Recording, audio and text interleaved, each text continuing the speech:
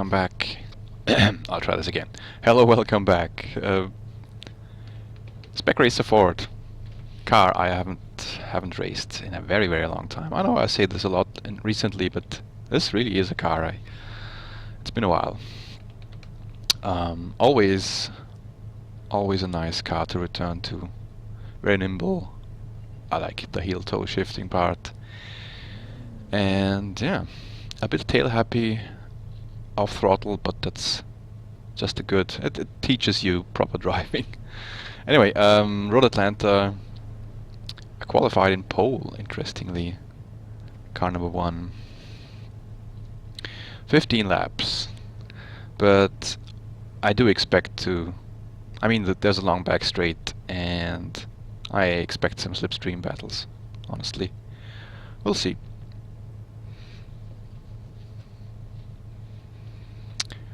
Standing start. Sorry. Of course, I haven't practiced standing start as usual. And as usual, I'll probably mess up pretty early.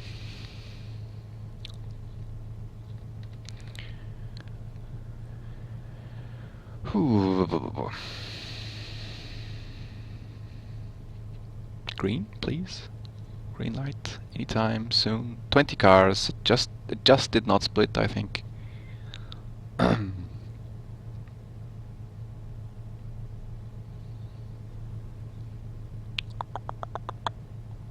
Hello.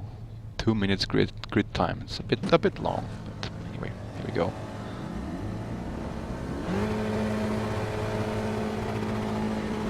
Green, green, green.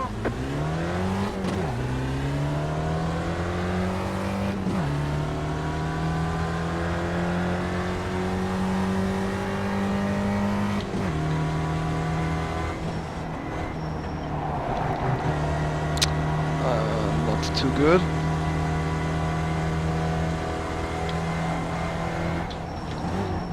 Don't try it. Yeah, crash behind me.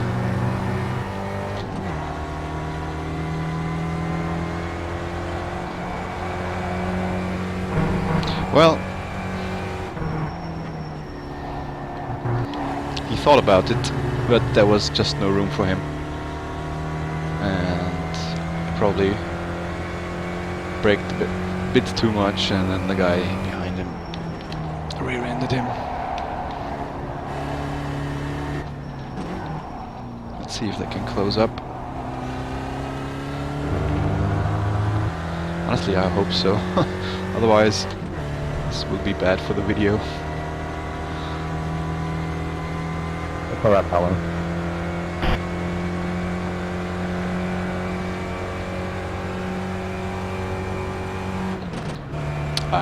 Clutch.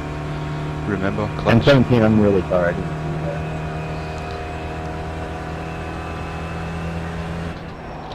This is not the Lotus 79.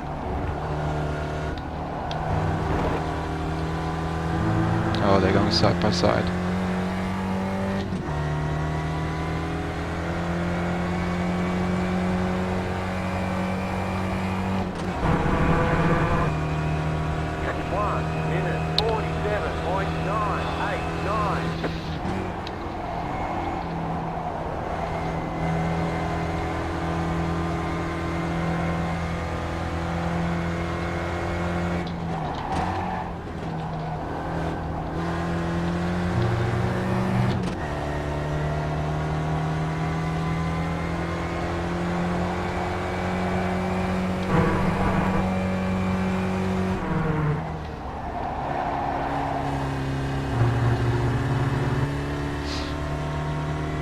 Yeah.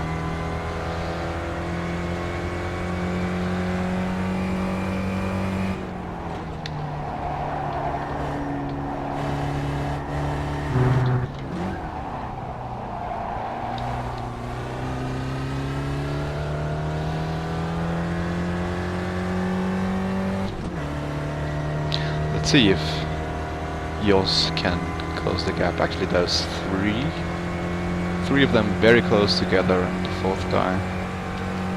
Yeah. They either work together, which is what they should do, I don't think do. I don't think they do.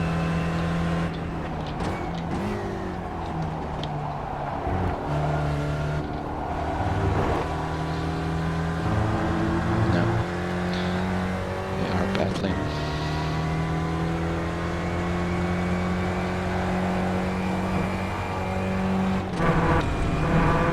1:41.264.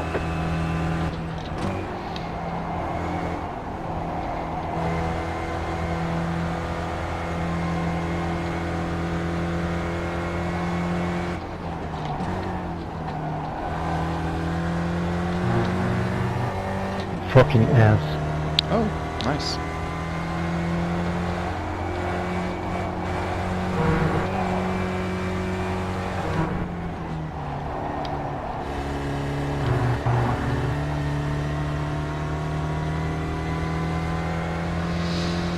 Well, yeah, let's talk about the car.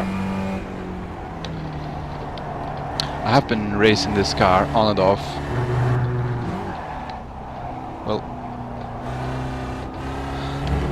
maybe not since but pretty much since I started in iRacing. It was the first car I switched to after the Rookie Master Series. I actually raced the Cadillac for a while. Back then it was a really fun car because it was still open setup and you could tweak the differential to a point where it actually would turn in.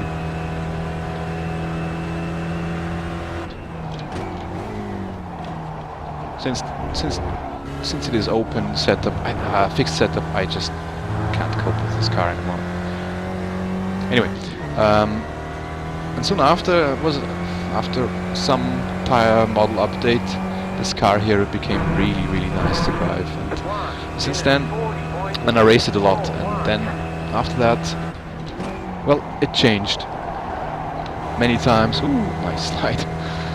Many times, depending on the current tire model and other changes they made.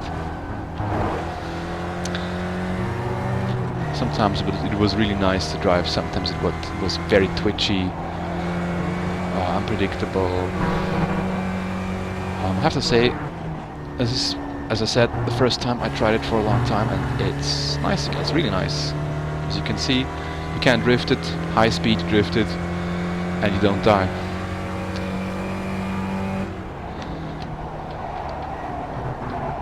No idea if this setup is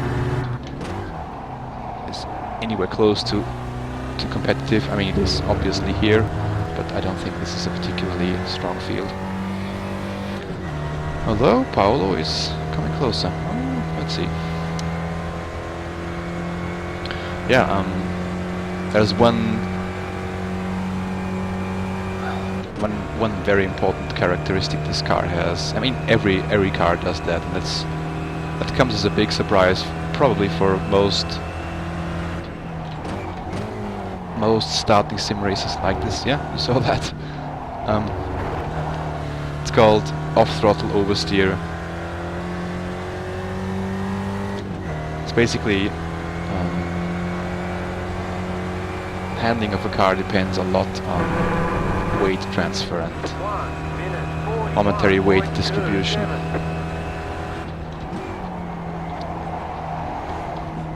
When you go off the throttle or even brake,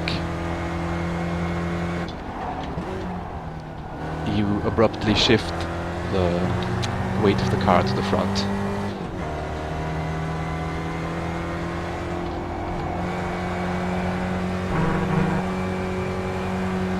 And of course this means that you move the weight away from the rear axle, so it will not really, it's a bit misleading maybe. The center of, what's the word? Center of, I can't remember. Schwerpunkt in German. Anyway, the rear axle basically gets lighter and has less grip because of that. And if you turn in at the same time, you very often end up getting oversteer. Many times oversteer, which you can't can't catch.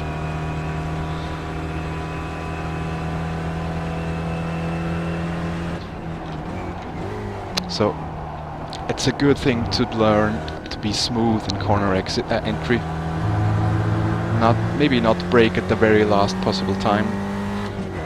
Leave a bit of room in corner entry and make smooth transitions off the brake or onto the brake, off the brake.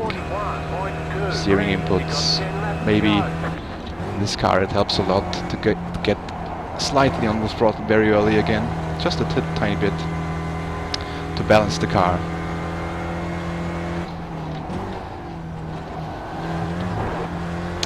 Very, very important thing, racing in general. Yeah, and this car is well known for its tendency to off-throttle oversteer.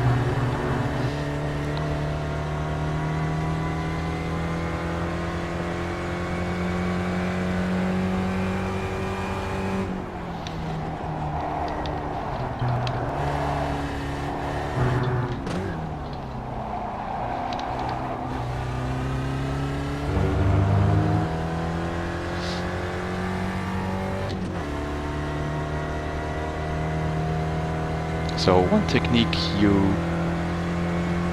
will probably learn in cars like this is steering with your feet, which is incredibly important. Steering wheel and your hands are, you might think they are the primary instrument to give the car any direction, or change its direction, but it's actually not really true. Yes, steering inputs of course are important, but in reality you will end up changing your corner radius or where the nose of the car is pointing much more with your feet than with the steering wheel, because for example if you want the car to turn in more when you're already in the corner,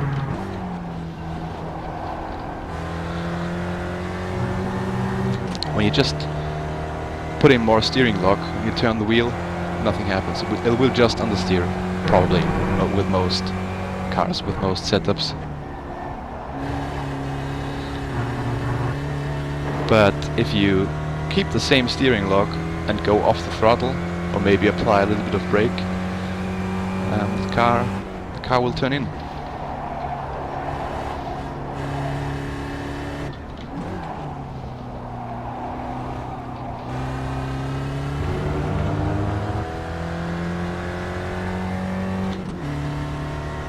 So when I started in sim racing, I was basically doing this all the time. When you watch my old videos, you will see that. Looking for the optimum grip and overcorrecting all the time, and doing things on the steering wheel which are unnecessary and actually slow and unsafe.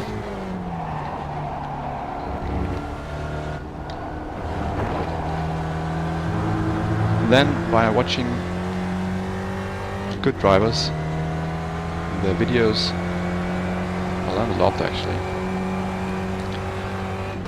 One guy in particular, Thompson, Apex Racing UK. He used to be a World Championship driver, and they actually had a very, I thought it was a very nice series titled "How is this guy a World Championship driver?" Just doing racing videos like I do with commentary. And I admired his driving style. It was very, very, very smooth and very calm. Very little inputs on the steering wheel. I mean, don't get me wrong, there are very quick guys who saw on the wheel quite a lot. Pablo Lopez, for example. But not really on corner entry. You will notice they mainly do that on exit to maximize corner exit grip. I mean, with setups that tend to oversteer there, you will have to counter steer and just massage the steering wheel basically. That's something different. Anyway, I learned a lot from Lee.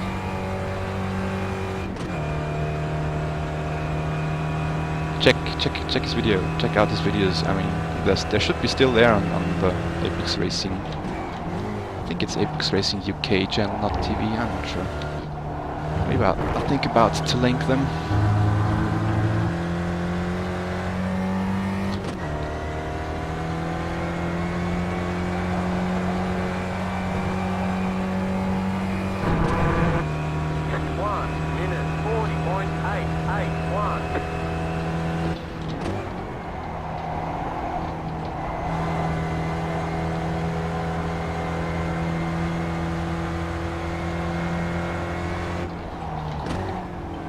Thanks a lot. So yeah, this car and actually the Radical, I think, in my opinion, it is very similar, although I haven't driven it since the latest update. They say it's completely ruined now. They react very directly and unmasked, if that makes sense, to your inputs. So I think they are perfect training tools.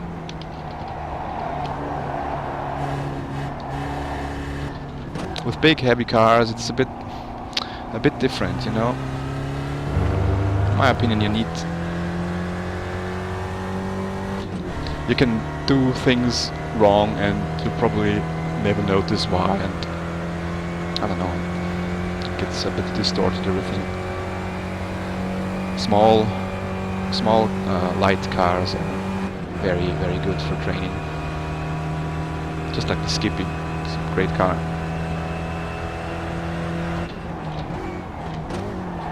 Having not that much power also helps, if you ask me, because I mean, possibility to introduce wheel spin on exit complicates things, and with this car you can do it, but usually it won't happen. So you really can focus on keeping the car balanced.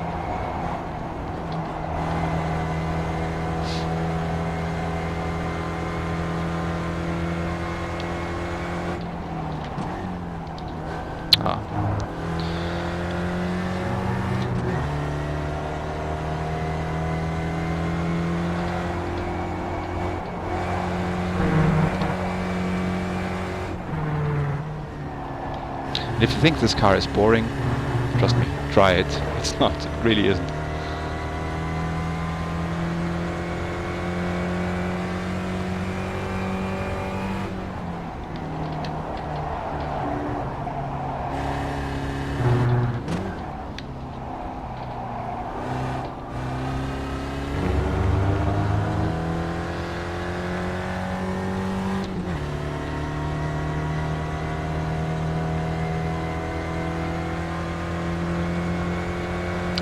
Bit of side-by-side action ahead. Oh yeah, one thing very important about this car, shift points. You have to shift much earlier than you probably think. For example, the shift points, automatic shift points set by a Dash Meter Pro are completely wrong. You have to either set them manually or use a different app or something, or just go by your ears, or use an app like anything you can program, basically. So there is the info is in the forum. Oh, where is he going? Where's he going? I don't know. The info is in the forum. What the ideal shift points are. They depend on the gear you're in, but I would say that's not that important. As a rule of thumb, between 6,000 and 5,500. You can rev higher in the lower gears and lower in the higher gears. So from first to second you would probably shift at 6,000 or something, and from fourth to fifth you would shift at 5,500. Because above that there's just no power, and you will lose on the straights. Thank you, I will. Give me okay, maybe I should. Oh, he went in the grass. Did I touch him? I touch you? If I did, I'm sorry, that wasn't my intention. Fuck, this must have been netcode.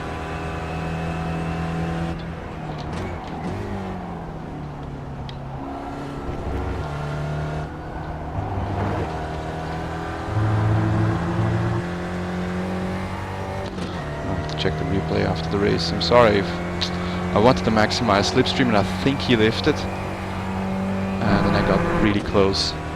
And maybe there was a bit of netcode and pushed him onto the grass. I hope he didn't really crash.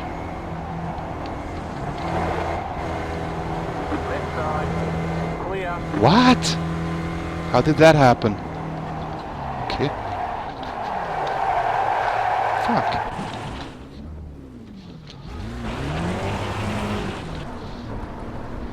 Okay, here I'm giving lessons and then I give a horrible performance. They say you cut the course. You'll have to slow down and give up the time gained.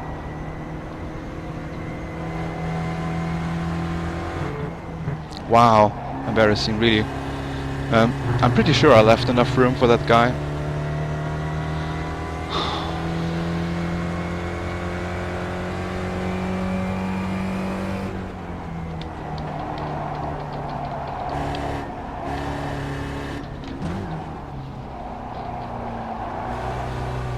But I should have left more, I think.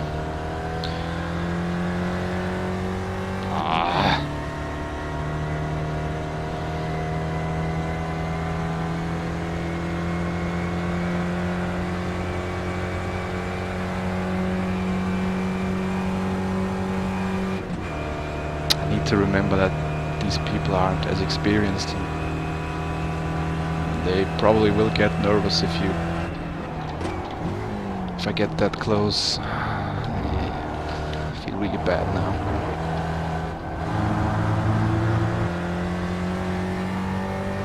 Okay, because I think the first guy lifted and the second guy, I don't know, maybe got on the curb and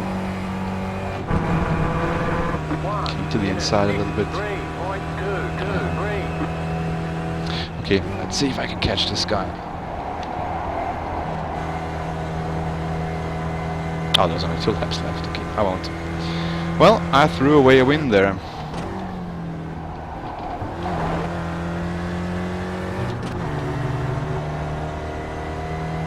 Man, oh man.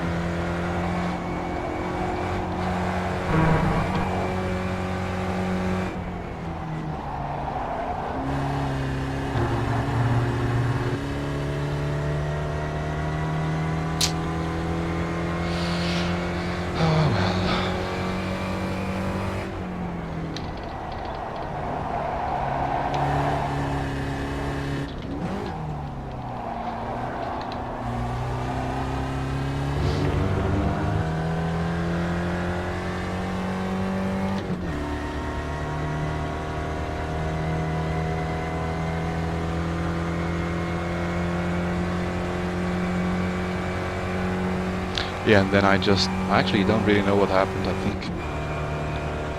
Braked too late or something.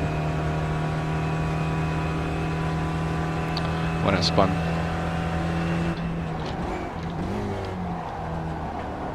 Too quick.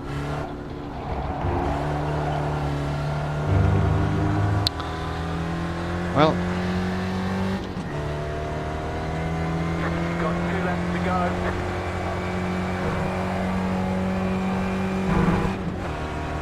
1 minute 41.913.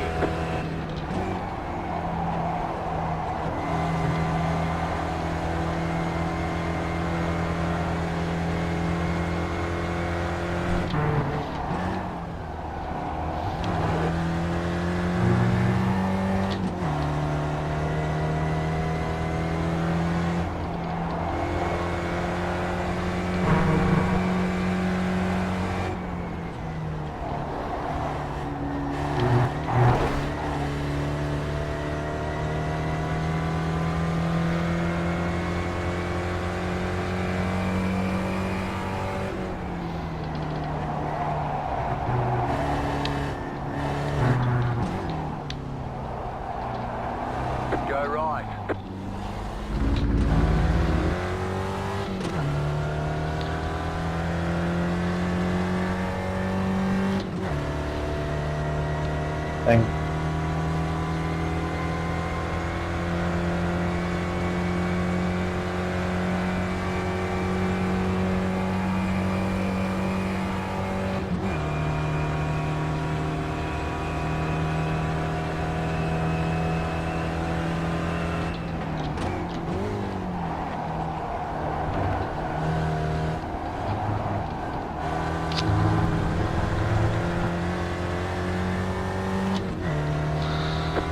Paolo. White flag. That means one more lap to go. Lucky Paolo. Yeah. 42. I really have to check the replay. I hate when things like that happen. I hate ruining other people's races. I mean, it's very possible it wasn't my fault, but you never know.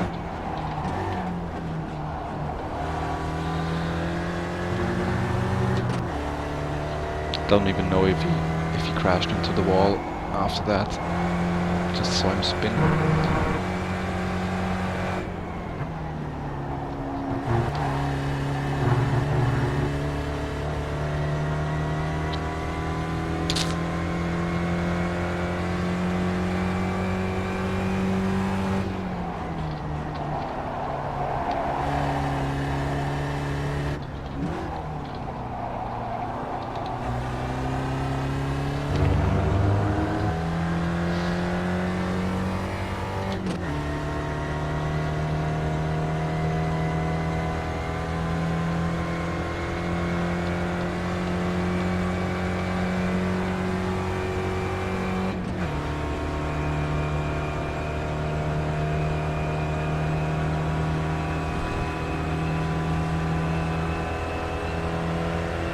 Stopped ahead. Who is it? I think Paolo is through, is he? Yeah. That would have been too nice.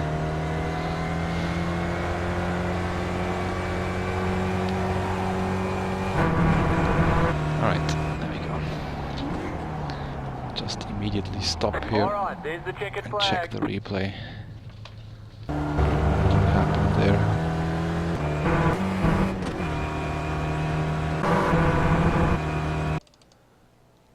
No? Where was that?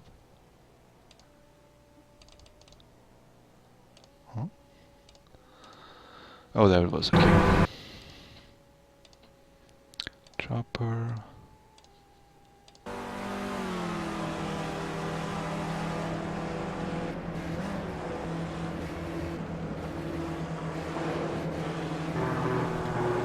Yeah, okay, that was his fault.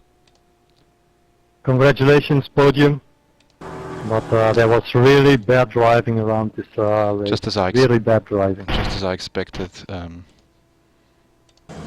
He pushed wide, not even with under my pressure actually. Don't think so at least. He pushed wide and came onto the curb here.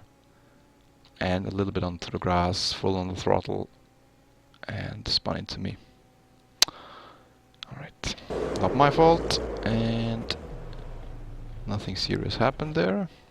And why did I spin? Okay, I have a little bit of damage.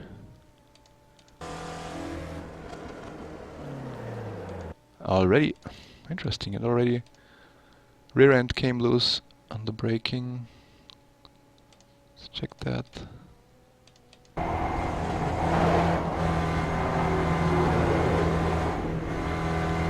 Yeah.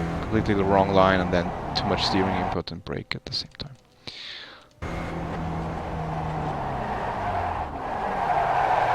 And couldn't catch it. I could have... You see, it would have been very tempting to immediately rejoin here, but if I had done that, I would actually crash right into him. Anyways, let's watch the other incident. Is that here? Oh yeah, I'm sure it was here.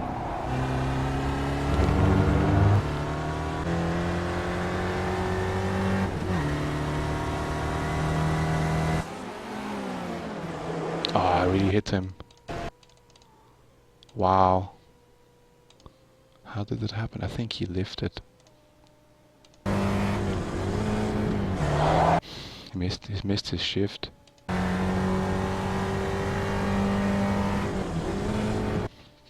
Alright, I'll talk to this guy. Thanks for watching and see you next time.